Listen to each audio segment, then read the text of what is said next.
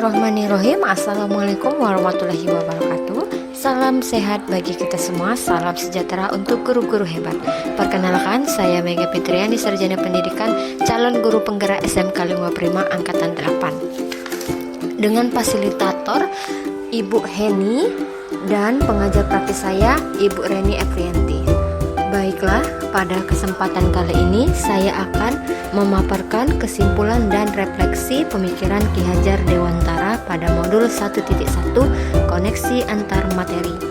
Saya akan merefleksikan diri saya melalui 3 pertanyaan.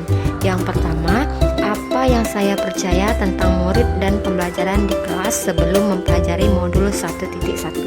Kedua, apa yang berubah dari pemikiran dan perilaku saya setelah mempelajari modul 1.1? Ketiga, apa yang bisa saya terapkan lebih baik agar kelas saya mencerminkan pemikiran Ki Hajar Dewantara? Saya percaya tentang murid dan pembelajaran di kelas sebelum mempelajari modul 1.1. Pertama, proses pembelajaran berpusat pada guru atau teacher center, yang mana kita mengajar mengharapkan siswa memahami apa yang kita sampaikan dan menempatkan siswa sebagai objek dalam belajar dan kegiatan belajar bersifat klasik. Peserta didik kurang aktif dan termotivasi dalam proses pembelajaran. Saya sering sekali merasakan ketika mengajar anak-anak terlihat ngantuk, bosan, bahkan ketika saya bertanya apakah mereka paham dengan apa yang saya sampaikan, mereka bilang paham. Tetapi ketika saya beri soal, mereka tidak bisa menjawab. Jadi paham mereka itu seperti ingin mengakhiri pembelajaran saja. Saya menjelaskan bahwa pencapaian materi dan KKM itu adalah hasil dari pembelajaran. Namun nyatanya pembelajaran itu bukan hanya mentransfer ilmu saja, tetapi ada banyak hal yang dapat kita lakukan menurut Ki Hajar Dewantara. Saya sering sekali merasa gagal ketika peserta didik saya mendapat nilai kecil atau tidak tuntas dan juga tidak mengerti pelajaran saya. Saya menjadi fokus utama saya adalah bagaimana suasana kelas saya tertib, disiplin, dan anak-anak paham dengan materi yang saya sampaikan. Nah, setelah saya mempelajari modul 1.1, perubahan dari pemikiran atau perilaku saya adalah: pertama, saya ingin memberikan kebebasan kepada peserta didik dalam menyelesaikan tugas sesuai dengan minat, bakat, dan kreativitasnya masing-masing. Setiap anak memiliki kemampuan masing-masing, jadi saya membebaskan mereka untuk berrekreasi, boleh menggunakan audio bagi yang kurang suka dan menulis atau hal-hal lain yang dapat mereka lakukan, namun harus sesuai dengan budi pekerti. Kedua, pembelajaran berpusat pada peserta didik. Nah, dengan cara memberikan stimulus, saya memberikan pertanyaan-pertanyaan yang menarik di awal pembelajaran.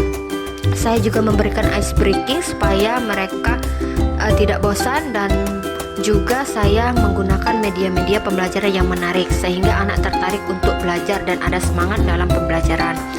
Yang ketiga, saya akan menghargai setiap karakteristik belajar anak serta memberikan apresiasi atau reward kepada mereka agar mereka termotivasi dalam belajar, dan selalu mentiadakan punishment atau hukuman.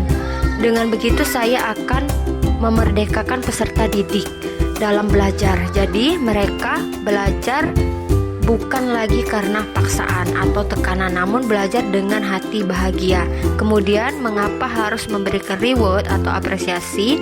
Karena dengan begitu anak-anak akan senang karena mereka mendapat pujian atau hal-hal yang baik dari kita.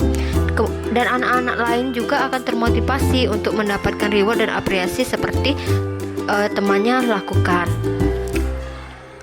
Walaupun yang kita berikan hanya sekedar pujian, misalnya sangat pintar, bagus, menarik, benar sekali, itu membuat mereka semangat untuk belajar.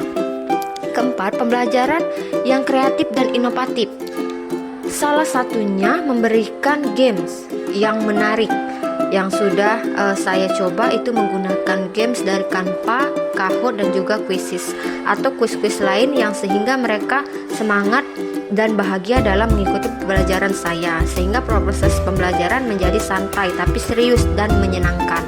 Penerapan yang segera saya lakukan di kelas agar mencerminkan pemikiran Ki Hajar Dewantara. Yang pertama, merancang pembelajaran yang interaktif dan menyenangkan dengan melibatkan peserta didik, seperti kita memberi umpan balik kepada siswa dari materi yang kita ajarkan. Kedua, menerapkan pembelajaran berbasis kearifan lokal dan budaya. Hal ini penting sekali untuk peserta didik kita saat ini, apalagi kemajuan ilmu pengetahuan teknologi.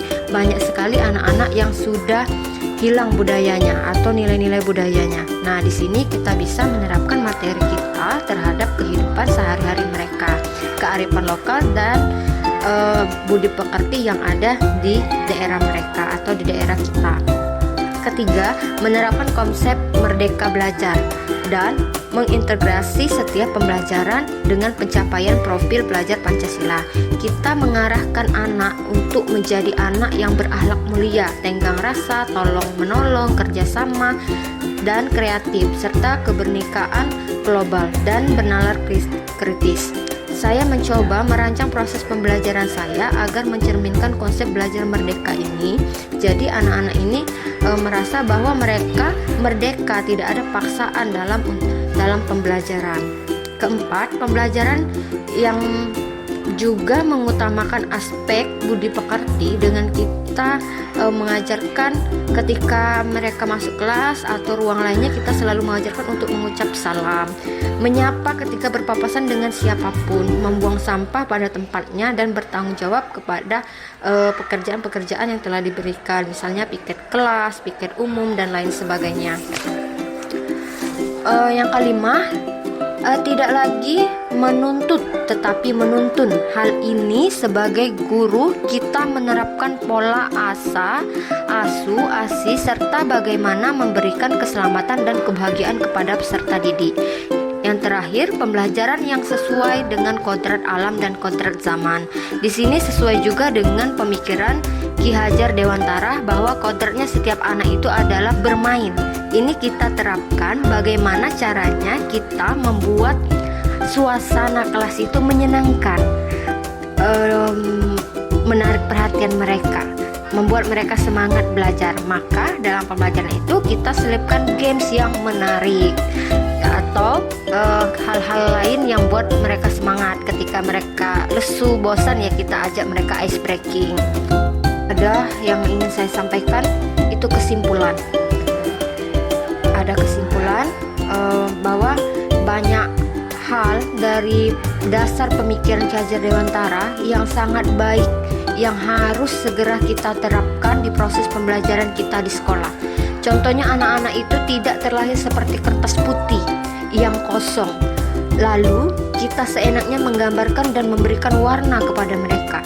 Pada dasarnya anak-anak itu sudah punya garis-garis yang sama-samar, tinggal bagaimana kita menuntun garis itu menjadi jelas sesuai dengan minat dan bakat serta keunikan, keistimewaan setiap anak. Lalu pendidik itu bukan hanya menuntut ilmu saja, tetapi kita juga memberikan suri tauladan kepada mereka, menuntun mereka untuk memiliki profil pelajar Pancasila yang berbudi pekerti, yang baik seperti pemikiran Ki Hajar Dewantara. Pendidikan itu sepertinya memuliakan anak.